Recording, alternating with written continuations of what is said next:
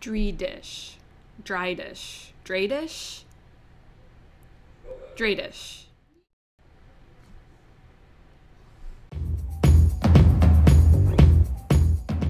Every princess needs a crown.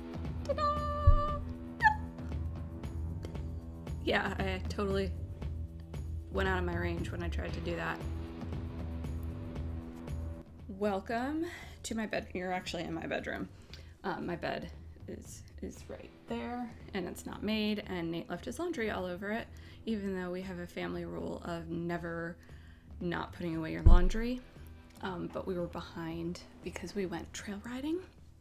Last week it was my first time trail riding in Nate's Jeep, and it was terrifying, and we're in recovery mode, even though we had Monday off, and now we've had Thursday off for Hurricane Michael, who actually was no joke, even all the way up here in Charlotte.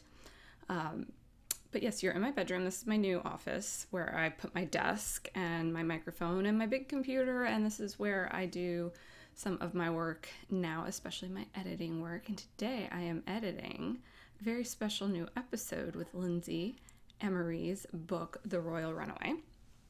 And she has, she reads you guys the first chapter, which is one of my favorite parts of the book because first chapters set things up.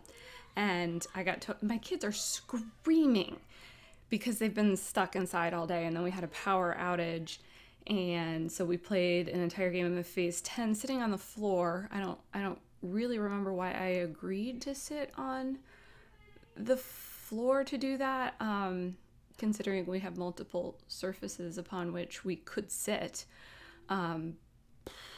But instead, we sat on the floor and played all 10 phases while the power was out. And we ate. I actually had the hurricane stash from Florence, so I didn't restash things for Michael because it was going to be fast anyway. And so we pulled out the chips and the dips, and the kids learned that when the power's out, you can't get ice out of the refrigerator, which was funny. And then we lit candles and I keep saying which you shouldn't say when you're doing a recording, but I keep saying it anyway, and I'm not going to edit them out because that takes time, and this is what we call a minimal viable product, MVP. Anyhoodle, we ate the hurricane chips, we played the hurricane games, we lit the hurricane candles, and then the hurricane went bye-bye. And we had a good time. Good time was had by all. So now you're going to get this new episode with Lindsay Emory, The Royal Runaway. She's going to read you the first chapter. It's awesome. She's in bed with me. We both flashed some leg. I accidentally flashed a little more leg than I meant to. What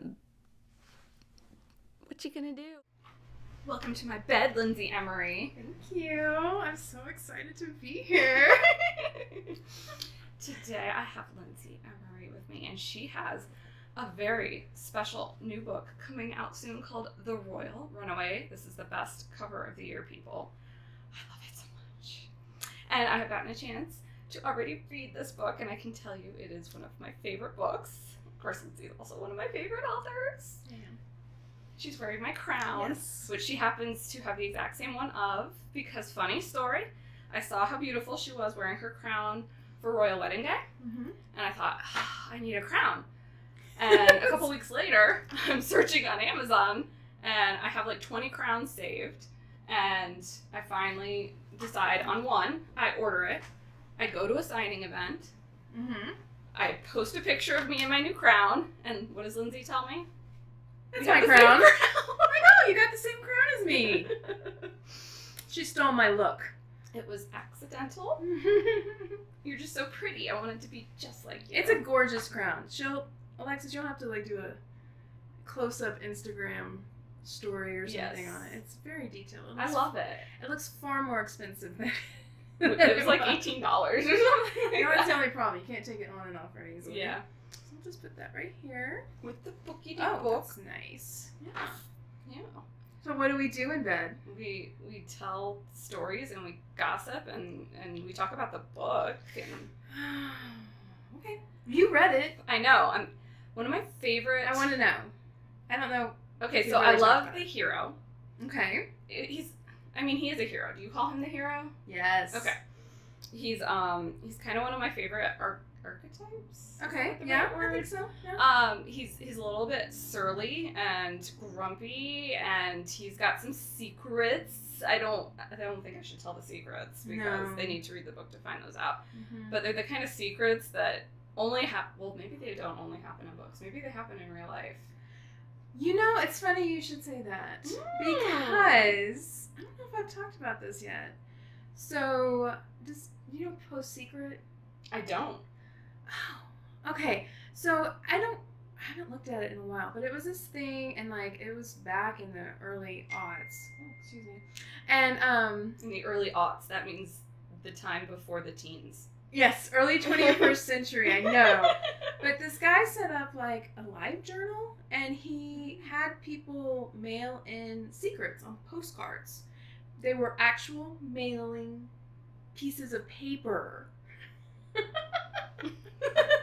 I don't know what this is. And so on the postcards, he would say like, "Mail me your secrets." And so people would write secrets on the postcards and mail it to his post office box in the middle of the country. And he would select them, curate them, put them on in his live journal. And I used to follow the live journal way back then. And I think he made a book out of them and something. Of course, they're all anonymous, that too. Mm-hmm. So there was a postcard with a secret on it that haunted me and still haunts me. And it was one of the things that I would say might have inspired the secrets in this book. So do you want to know the hint? Yes, I do. Okay. So, and I can almost quote it verbatim because I've thought about it so many times. The secret was just one line. And I think, because a lot of people would decorate the cards and put pictures on. Like clues or just for fun? Just for fun. Like they would put pictures of themselves as kids or, you know, something, but it was still all anonymous. I don't think he would ever post anything that gave anyone's secret away. Mm-hmm.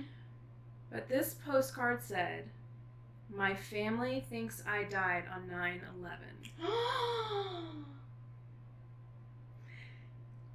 Yeah. Whoa. Yeah. And so that has haunted me since then.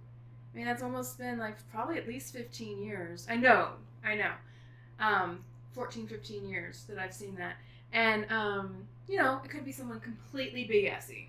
Right. Making it up, sending it in. Or but it gave me some ideas.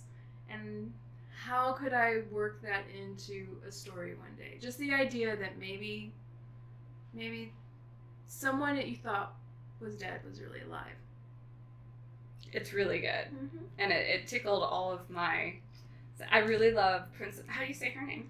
I say Thea. Okay. But in my head, I was saying Thea. Okay, that's fine. Okay, it doesn't... Well, you know what? The beauty about this book is I made up a country. It's so fun! I made up a country with a made-up language and made-up names. So, you know, every time I'd kind of get caught up in how would you pronounce this, I'm like, who knows? It's however you want to pronounce it. It's the best. I mean, she gets really into depth because the main character loves Dradish. Is that how I say it? That's how you say it. Dradish history. And so there's just a page of like history facts, and you know that it's all completely made up. Did you have so much fun doing that? Yeah. Yeah, it was just like, I think of it as like unplugging something, and I'm just like, woo, like just letting it go. Like uncorking a bottle and just letting it flow. All those years of like history love and royal love, you got to combine into your own little fictional universe. Yeah. It's fun. It was a blast to write. It really was. You want to read us some stuff? Yeah, what do you think I should read? The part in the bar? That's what I was thinking. Yeah. Yeah. Okay. Oh, let me see. The very first one, right? Yeah. Yes. So one of the reasons I love this book so much is because I picked it up, and I'm a big fan of being completely pulled in on the first page, and I was like, oh, I can't put this book down. Oh, yeah. I mean, I guess I could read the first page. Oh, I was just... If we really want to tease people, you want to just do that? Sure.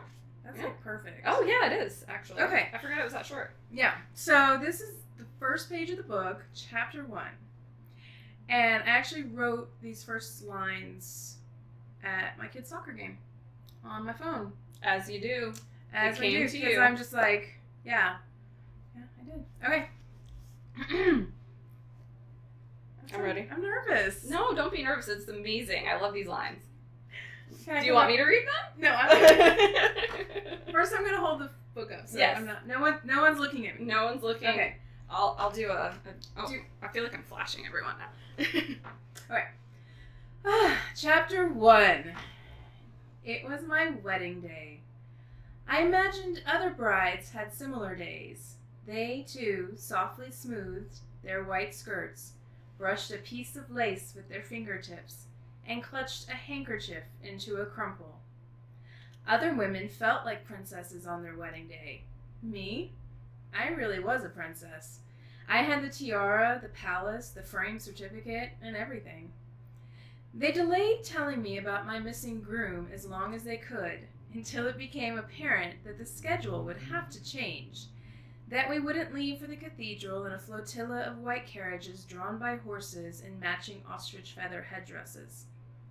Because I, Princess Theodora Isabella Victoria, second in line to the crown of the kingdom of Dreden, had been stood up, left at the altar. People spoke in hushed tones around me, trading whispers I couldn't make out and didn't really want to hear. Before I found out the truth, I knew we were behind schedule. I should have been loaded into the carriage by now, waving and smiling at the adoring public lining the streets. I shouldn't still have been sitting here, waiting. My mother was called out of the room, which should have alerted me that something was up. The palace staff usually did everything they could to avoid talking directly to my mother. She had a way of making their lives difficult. Then Caroline was called out. Caroline was my emotionally stable middle sibling, my maid of honor, not because she was older than Sophie, the youngest, but because Caroline could be counted on to think through any unexpected problem that arose. The train, the bouquet, the missing groom. Caroline returned, her mouth in a sharp line. She knelt at my feet, took my hands, and laid out the problem. My fiancé was nowhere to be found.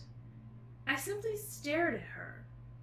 An avid amateur historian, I racked my brain for any similar situation in the Dredish history books.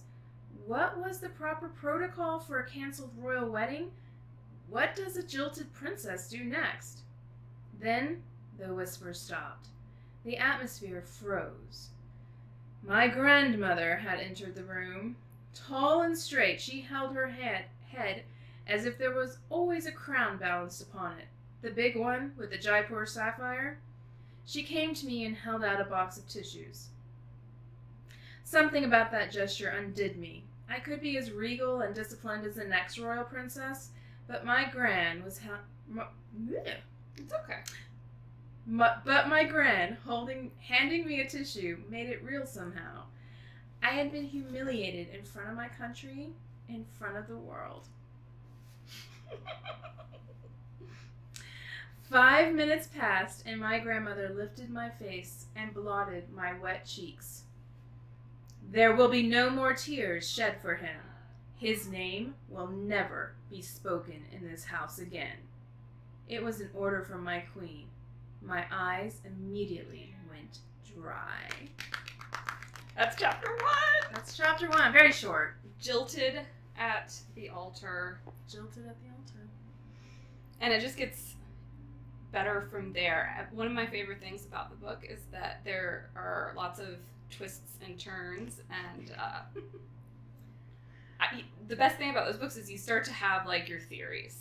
And not all of my theories were correct. Really?